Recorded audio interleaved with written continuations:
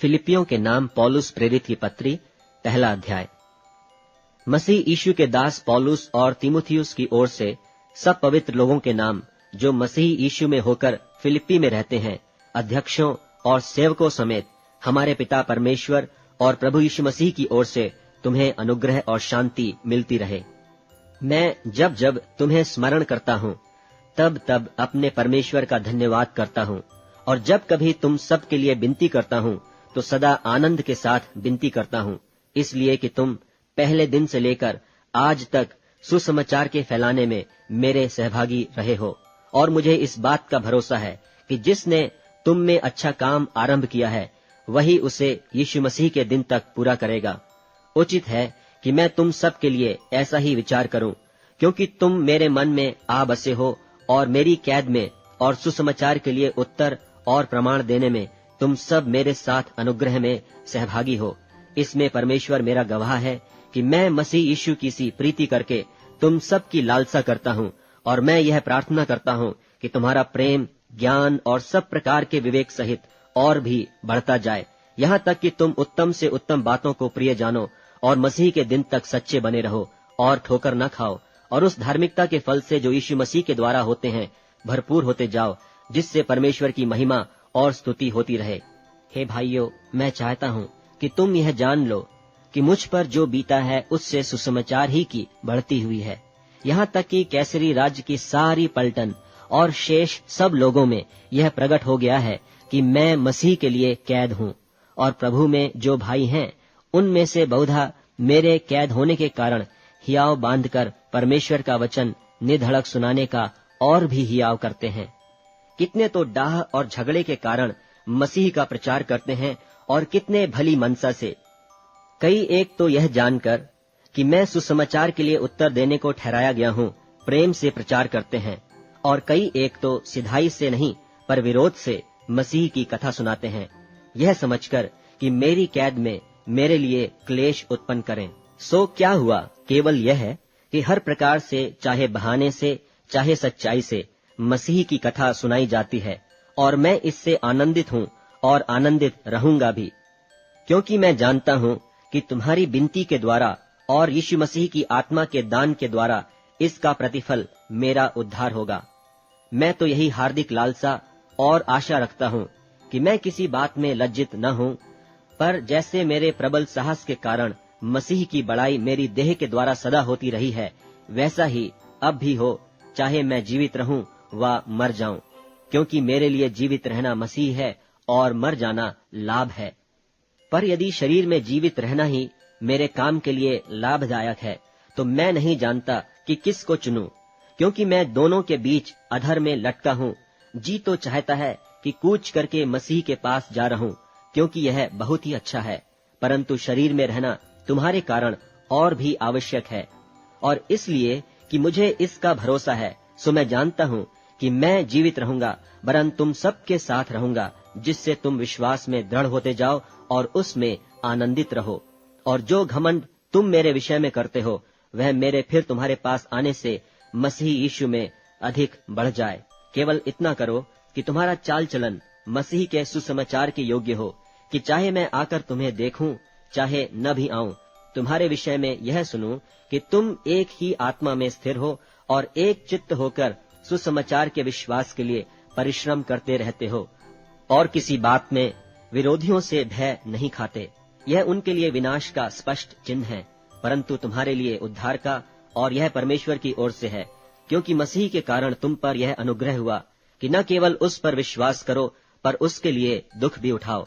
और तुम्हें वैसा ही परिश्रम करना है जैसा तुमने मुझे करते देखा है, और अब भी सुनते हो कि मैं वैसा ही करता हूँ। दूसरा अध्याय। सो यदि मसीह में कुछ शांति और प्रेम से ढाढ़स और आत्मा की सहभागिता और कुछ करुणा और दया है, तो मेरा यह आनंद पूरा करो कि एक मन रहो और एक ही प्रेम, एक ही चित्त और एक ही मनसा रखो। विरोध या झूठी बड़ाई के लिए कुछ न करो, पर दीनता से एक दूसरे को अपने से अच्छा समझो। हर एक अपनी ही हित की नहीं, वरन दूसरों की हित की भी चिंता करे। जैसा मसीह यीशु का स्वभाव था, वैसा ही तुम्हारा भी स्वभाव हो, जिसने परमेश्वर के स्वरूप में होकर भी परमेश्वर के तुल्य होने को अपने वश में रखने की वस्तु न समझा, वरन अपने आप को ऐसा शून्य कर दिया और दास का स्वरूप धारण किया और मनुष्य की समानता में हो गया और मनुष्य के रूप में प्रकट होकर अपने आप को दीन किया और यहाँ तक आज्ञाकारी रहा कि मृत्यु, हाँ, क्रूस की मृत्यु भी सह ली। इस कारण परमेश्वर ने उसको अति महान भी किया और उसको वह नाम दिया जो सब नामों में श्रेष्ठ है, कि जो स्वर्ग में और पृथ्वी पर और जो पृथ्वी के नीचे हैं, वे सब यीशु के नाम पर घुटना टेकें और परमेश्वर पिता की महिमा के लिए हर एक जीभ अंगीकार कर ले कि यीशु मसीह ही प्रभु है। सो हे मेरे प्यारो, जिस प्रकार तुम सदा से आज्ञा मानते आए हो, वैसे ही अब भी न केवल मेरे साथ रहते हुए, पर विशेष करके अब मेरे दूर रहने पर भी डरते और कांपते हुए अपने अपने उद्धार का कार्य पूरा करते जाओ, क्योंकि परमेश्वर ही है जिसने अपनी स्वेच्छा निमित्त तुम्हारे मन में इच्छा और काम दोनों बातों के करने का प्रभाव डाला है। सब काम बिना कुड़कुड़ाए और बिना विवाद के किया करो, ताकि तुम निर्दोष और भोले होकर टेढ़े और हठीले लोगों के बीच परमेश्वर के निष्कलंक संतान बने रहो, जिनके बीच में तुम जीवन का वचन लिए हुए जगत में जलते दीपकों की नाई दिखाई देते हो, कि मसीह के दिन मुझे घमंड करने का कारण हो कि न मेरा दौड़ना और न मेरा परिश्रम करना व्यर्थ हुआ। और यदि मुझे तुम्हारे विश्वास के बलिदान और सेवा के साथ अपना लोहू भी बहाना पड़े, तो भी मैं आनंदित हूँ और तुम सबके साथ आनंद करता हूँ। वैसे ही तुम भी आनंदित हो और मेरे साथ आनंद करो। मुझे प्रभु यीशु में आशा है कि मैं तीमुथियुस को तुम्हारे पास तुरंत भेजूंगा, ताकि तुम्हारी दशा सुनकर मुझे शांति मिले, क्योंकि मेरे पास ऐसे स्वभाव का कोई नहीं जो शुद्ध मन से तुम्हारी चिंता करे, क्योंकि सब अपने स्वार्थ की खोज में रहते हैं, न कि यीशु मसीह की। पर उसको तो तुमने परखा और जान भी लिया है कि जैसा पुत्र पिता के साथ करता है, वैसा ही उसने सुसमाचार के फैलाने में मेरे साथ परिश्रम किया। सो मुझे आशा है कि जो ही मुझे जान पड़ेगा कि मेरी क्या दशा होगी, त्यों ही मैं उसे तुरंत भेज दूंगा। और मुझे प्रभु में भरोसा है कि मैं आप भी शीघ्र आऊंगा। पर मैंने इपफ्रुदीतुस को, जो मेरा भाई और सहकर्मी और संगी योद्धा और तुम्हारा दूत और आवश्यक बातों में मेरी सेवा टहल करने वाला है, तुम्हारे पास भेजना अवश्य समझा, क्योंकि उसका मन तुम सब में लगा हुआ था।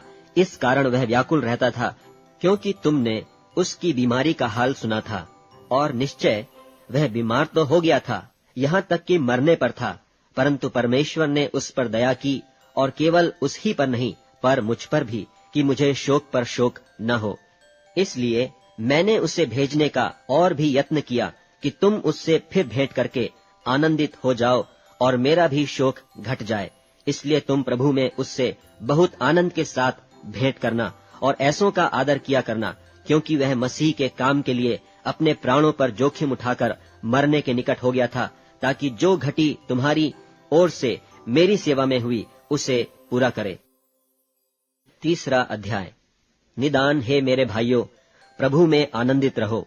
वे ही बातें तुमको बार बार लिखने में मुझे तो कुछ कष्ट नहीं होता, और इसमें तुम्हारी कुशलता है।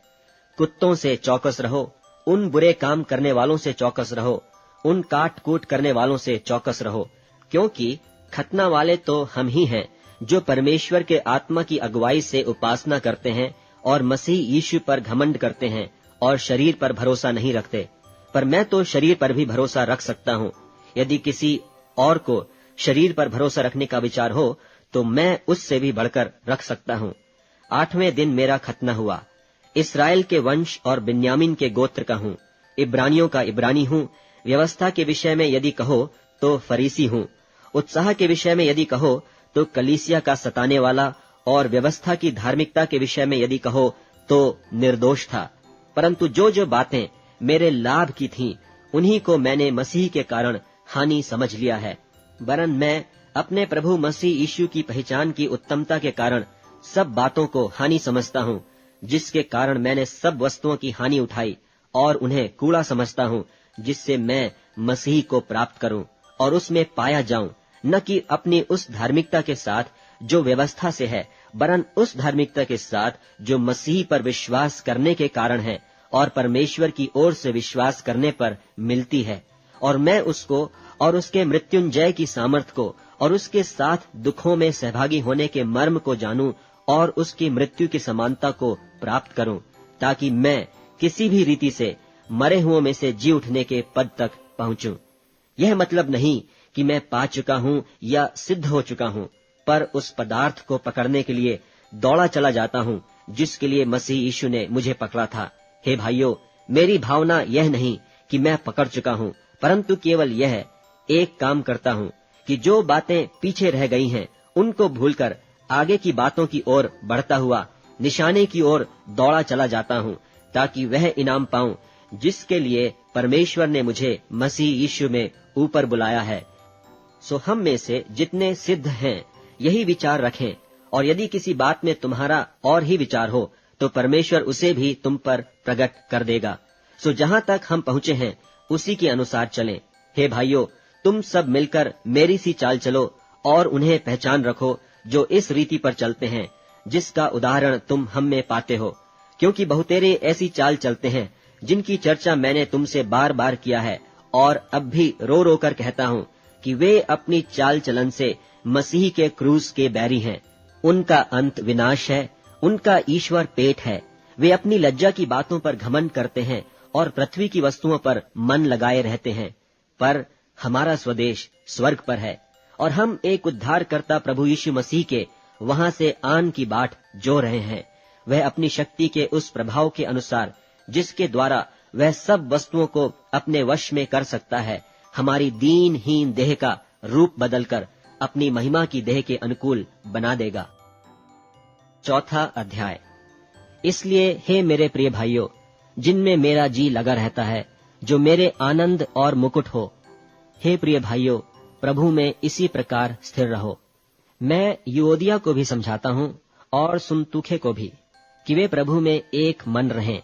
और हे सच्चे सहकर्मी, मैं तुझ से भी विनती करता हूँ कि तू उन स्त्रियों की सहायता कर, क्योंकि उन्होंने मेरे साथ सुसमाचार फैलाने में क्लेमेंस और मेरे उन और सहकर्मियों समेत परिश्रम किया जिनके नाम जीवन की पुस्तक में लिखे हुए हैं।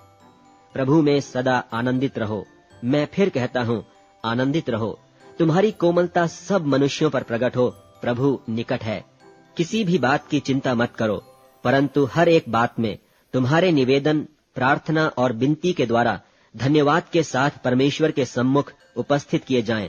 तब परमेश्वर की शांति, जो समझ से बिल्कुल परे है, तुम्हारे हृदय और तुम्हारे विचारों को मसीह यीशु में सुरक्षित रखेगी। निदान हे भाइयों, जो जो बातें सत्य हैं और जो जो बातें आदरणीय हैं और जो जो बातें उचित हैं और जो जो बातें पवित्र हैं और जो जो बातें सुहावनी हैं और जो जो बातें मनभावनी हैं, निदान जो जो सद्गुण और प्रशंसा की बातें हैं, उन्हीं पर ध्यान लगाया करो। जो बातें तुमने मुझसे सीखी और ग्रहण की और सुनी और मुझ में देखी, उन्हीं का पालन किया करो। तब परमेश्वर जो शांति का सोता है, मैं प्रभु में बहुत आनंदित हूँ कि अब इतने दिनों के बाद तुम्हारा विचार मेरे विषय में फिर जागृत हुआ है। निश्चय तुम्हें आरंभ में भी इसी का विचार था, पर तुम्हें अवसर न मिला। यह नहीं कि मैं अपनी घटी के कारण यह कहता हूँ, क्योंकि मैंने यह सीखा है कि जिस दशा में हूँ उसी में संतोष करूँ। मैं दीन होना भी जानता हूँ और बढ़ना भी जानता हूँ। हर एक बात और सब दशाओं में मैंने तृप्त होना, भूखा रहना और बढ़ना घटना सीखा है। जो मुझे सामर्थ देता है, उसमें मैं सब कुछ कर सकता हूँ। तो भी तुमने भला किया कि मेरे क्लेश में मेरे सहभागी हुए। और हे फिलिपियो, तुम आप भी जानते हो कि सुसमाचार प्रचार के आरंभ में जब मैंने मकिदुनिया से कूच किया, तब तुम्हें छोड़ और किसी मंडली ने लेने देने के विषय में मेरी सहायता नहीं की। इसी प्रकार जब मैं थिस्सलुनीके में था, तब भी तुमने मेरी घटी पूरी करने के लिए एक बार क्या वरन 2 बार कुछ भेजा था। यह नहीं कि मैं दान चाहता हूँ, परंतु मैं ऐसा फल चाहता हूँ जो तुम्हारे लाभ के लिए बढ़ता जाए। मेरे पास सब कुछ है, वरन बहुतायत से भी है। जो वस्तुएं तुमने इपफ्रुदीतुस के हाथ से भेजी थीं, उन्हें पाकर मैं तृप्त हो गया हूँ। वह तो सुगंध और ग्रहण करने के योग्य बलिदान है जो परमेश्वर को भाता है। और मेरा परमेश्वर भी अपने उस धन के अनुसार जो महिमा सहित मसीह यीशु में है, तुम्हारी हर एक घटी को पूरी करेगा। हमारे परमेश्वर और पिता की महिमा युगानुयुग होती रहे। आमीन। हर एक पवित्र जन को जो यीशु मसीह में है नमस्कार कहो। जो भाई मेरे साथ हैं तुम्हें नमस्कार कहते हैं। सब पवित्र लोग, विशेष करके जो कैसर के घराने के हैं, तुमको नमस्कार कहते हैं। हमारे प्रभु यीशु मसीह का अनुग्रह तुम्हारी आत्मा के साथ रहे।